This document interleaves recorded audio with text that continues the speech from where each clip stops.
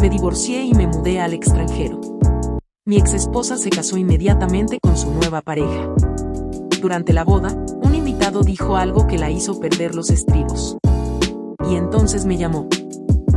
Nunca pensé que el número que aparecería en mi teléfono esa noche iba a ser el suyo.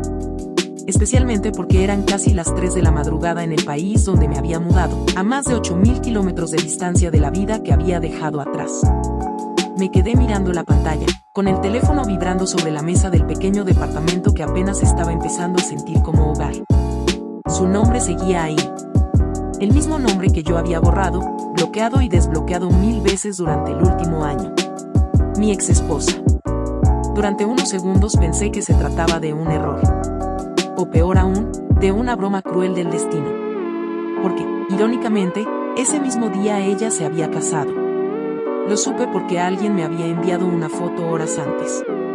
No la pedí. No la busqué. Simplemente apareció en uno de esos mensajes que empiezan con un perdón. Pensé que ya lo sabías. Ella estaba de blanco, sonriendo. Tomaba del brazo del hombre por el que, según ella, nunca había pasado nada mientras estábamos juntos. Y ahora me estaba llamando. No contesté de inmediato.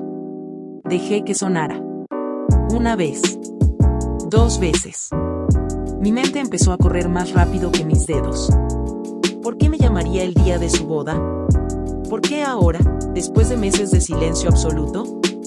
¿Por qué justo cuando yo empezaba, por primera vez, a sentir que había hecho lo correcto al irme?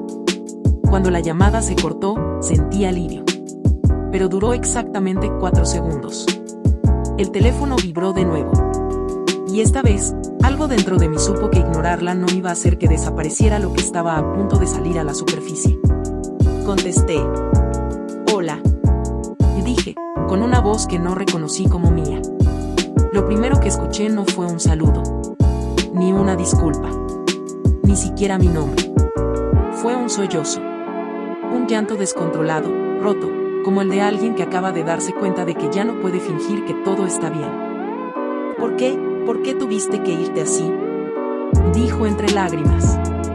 ¿Por qué me dejaste sola con todo esto? Me quedé en silencio. No porque no tuviera que decir, sino porque no sabía por dónde empezar después de todo lo que había pasado. Porque la última vez que hablamos, ella me había dicho que estaba mejor que nunca. Que había encontrado a alguien que sí la entendía. Que nuestro matrimonio había sido un error desde el principio. Y ahora estaba llorando en el día que, se suponía, era el más feliz de su vida. ¿Estás borracha? Pregunté finalmente. No, respondió. Bueno, sí, pero no es eso. Es que, todo se fue al carajo. Respiré hondo. Miré alrededor del departamento. Las paredes blancas. La maleta todavía sin deshacer del todo. La ventana que daba a una ciudad extranjera que no dormía nunca. Ese lugar representaba mi nuevo comienzo. El resultado de meses de terapia, noches sin dormir y una decisión que me costó más de lo que cualquiera imagina. Y con una sola llamada, ella estaba intentando arrastrarme de vuelta. ¿Qué pasó? Pregunté, en contra de mi propio juicio. Ella dudó. Y entonces dijo algo que jamás esperé escuchar. Alguien dijo tu nombre en la boda. Sentí un nudo en el estómago. ¿Cómo que dijo mi nombre? Uno de los invitados, continuó. Un amigo de él. Estaba dando un brindis y empezó a bromear. Dijo que esperaba que este matrimonio durara más que el anterior, y que al menos esta vez no habría planes de escape al extranjero. Cerré los ojos. Porque ahora entendía exactamente a qué se refería. Yo no me había mudado por trabajo. Ni por aventura. Ni por capricho. Me había ido porque quedarme me estaba destruyendo. Todos se rieron, dijo ella. Todos menos yo. Su voz empezó a temblar de nuevo. Y de repente, todo volvió. Las peleas. Tus maletas. El día que me dijiste que ya no podías más. El silencio. El departamento vacío. No dije nada. Porque lo que ella llamaba el pasado, para mí había sido una herida abierta durante demasiado tiempo. Me levanté, continuó. Le grité. Arruiné el brindis. Arruiné la boda. Hizo una pausa. Y entonces me di cuenta de que nunca te superé. Esas palabras me atravesaron de una forma que no esperaba. No porque todavía la amara, sino porque durante meses me pregunté si yo había sido el único al que le dolió. No deberías estar llamándome, dije finalmente. Hoy no. Lo sé, respondió. Pero no tengo a nadie más. Ahí fue cuando entendí algo. Su matrimonio no había sido el comienzo de algo nuevo. Había sido una huida. Y yo era el pasado que había intentado enterrar demasiado rápido. Me apoyé contra la pared y dejé escapar una risa amarga. ¿Sabes qué es lo más irónico de todo esto? Le dije. ¿Qué? Que yo me fui para no seguir viviendo en el caos, y tú te casaste para no quedarte sola con él. Ella no respondió. Solo se escuchaba música lejana, voces, risas apagadas, la fiesta continuando sin ella. ¿Qué quieres de mí?, pregunté. Tardó varios segundos en contestar. No lo sé, susurró. Pero necesitaba que supieras lo que pasó. Que no todo fue tan perfecto como parece. Miré el reloj. 3:27 de la mañana. En ese momento entendí que esa llamada no era el final de nuestra historia, sino el principio de algo que yo creía haber dejado atrás para siempre. Y lo peor de todo, era que una parte de mí sabía que, después de colgar, nada volvería a sentirse igual. Colgué el teléfono sin despedirme. No porque estuviera enojado. No porque quisiera castigarla. Sino porque, si decía una palabra más, corría el riesgo de volver a un lugar del que me había costado demasiado salir. Me senté en el suelo, apoyando la espalda contra la cama, con el celular todavía en la mano. La pantalla estaba negra, pero sentía como si me estuviera observando. Era increíble cómo una sola llamada podía hacer que todo regresara. Porque nadie sabía realmente por qué nos divorciamos. Ni nuestros amigos. Ni su familia. Ni siquiera la mía. Para todos, fue una separación madura. De mutuo acuerdo. Dos personas que simplemente querían cosas distintas. La verdad era mucho más fea. Y empezó mucho antes de que yo hiciera las maletas. Cuando conocí a mi exesposa, ella era la persona más carismática que había conocido en mi vida. De esas personas que llenan una habitación apenas entran. Que hacen sentir especial a cualquiera que les preste atención. Que saben exactamente qué decir y cuándo decirlo. Yo era lo opuesto. Reservado. Predecible. El tipo que planea el futuro mientras otros disfrutan el presente. Nos equilibrábamos, al principio.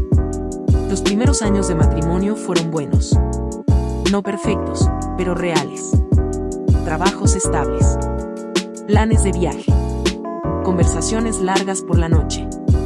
Hasta que algo empezó a cambiar. No fue una pelea. No fue una infidelidad inmediata. No fue un evento puntual. Fue una suma de pequeñas cosas. Comentarios que antes eran bromas y empezaron a doler. Comparaciones inocentes con otras personas. Silencios cada vez más largos después de discutir. Y sobre todo, la sensación constante de que yo nunca era suficiente. Debería ser más ambicioso. A mi amiga le va mucho mejor que a nosotros. No entiendo por qué te conformas con tan poco. Al principio intenté mejorar. Trabajé más horas. Propuse nuevos planes. Intenté ser alguien distinto. Pero cada paso que daba hacia adelante parecía alejarme más de mí mismo. El punto de quiebre llegó una noche cualquiera. Llegué tarde del trabajo, agotado, y la encontré en el living, arreglada como si fuera a salir.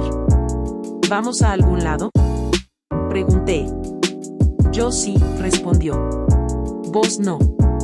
No levantó la mirada cuando lo dijo. ¿Cómo que yo no? Salgo con unos amigos. Necesito despejarme. ¿Y yo? Suspiró, como si la hubiera cansado con solo preguntar. Vos siempre estás cansado. Además, esto no es lo tuyo. No discutimos esa noche. Y eso fue lo peor. Porque ahí entendí que ya no peleábamos. Simplemente habíamos dejado de importarnos. Meses después apareció él. Él solo un amigo. Él no seas paranoico. Él te estás imaginando cosas. Nunca encontré mensajes comprometedores mientras aún estábamos juntos. Nunca la vi cruzar una línea evidente. Pero hay cosas que no necesitan pruebas para doler. La forma en que sonreía cuando hablaba de él. Cómo se arreglaba más cuando salía con amigos. Cómo mi presencia se volvió opcional. La noche que tomé la decisión de irme, no hubo gritos. Hubo cansancio. No soy feliz, le dije. Ella me miró como si acabara de decirle algo absurdo. Nadie es feliz todo el tiempo. No, respondí. Pero yo tampoco soy yo. Silencio. ¿Y qué querés hacer?, preguntó. Irme. No intentó detenerme. Y eso fue lo que más me rompió. Mudarse al extranjero no fue una huida romántica. Fue un acto desesperado de supervivencia. Nuevo idioma. Nueva ciudad. 0 amigos. Pero por primera vez en años, no sentía que estaba fallando constantemente. Dormía mejor. Pensaba con más claridad. Empezaba a reconocer al tipo que había sido antes de perderse en una relación que me achicó. Hasta que ella se casó. Rápido. Demasiado rápido. Y ahora, después de todo ese esfuerzo, su voz volvía a meterse en mi cabeza. Esa noche no dormí. A las 6 de la mañana, cuando el cielo empezaba a aclararse, mi celular vibró otra vez. No era ella. Era un mensaje. Perdón por escribirte. Soy la hermana de mi ex esposa. Creo que deberías saber lo que pasó de verdad en esa boda. Sentí un escalofrío. Porque si ella, la única persona de su familia que siempre fue amable conmigo, se estaba comunicando conmigo, era porque las cosas habían sido mucho peores de lo que mi ex me había contado. Abrí el mensaje. Y lo que leí después confirmó algo que llevaba tiempo sospechando. Ese matrimonio estaba construido sobre una mentira que, tarde o temprano, iba a explotar. Leí el mensaje de su hermana más de una vez. No porque no lo entendiera, sino porque una parte de mí no quería hacerlo. El comentario del brindis no fue una broma. Fue una advertencia. Eso fue lo primero que escribió. Luego vino lo demás. Me explicó que el invitado no era solo un amigo cualquiera del novio. Era alguien que lo conocía desde hacía años. Alguien que había estado presente antes, durante y después de que él empezara a salir con mi ex esposa. Según ella, el brindis había sido incómodo desde el principio. Demasiado específico. Demasiado cargado. Cuando mencionó mi nombre, no fue casualidad. Fue un golpe directo. Porque ese hombre sabía algo que no se suponía que nadie dijera en voz alta. Que la relación entre ellos había empezado mucho antes del divorcio. No había pruebas legales. No había mensajes que yo pudiera usar en su momento. Pero había miradas, tiempos que no cuadraban, y ahora, testigos silenciosos. El comentario del brindis había sido la primera grieta pública en una historia cuidadosamente maquillada. Y ella explotó. No solo gritó. No solo lloró.